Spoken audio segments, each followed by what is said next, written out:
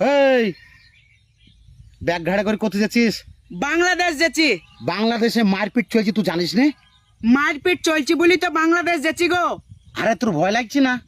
ভয় তো লাগছে, কিন্তু বাংলাদেশের মানুষের কাছে যাই একটা কথাই শুধাবো আমি, জিন তোমরা শেখ মুজিবুর রহমানের মূর্তি ভাঙছু, ফটোগ্রাফ ভাঙছু, কয় টাকাতে মুজিবুর রহমানের ছবি দেয়া আছে তা তো ছিড়ছু না?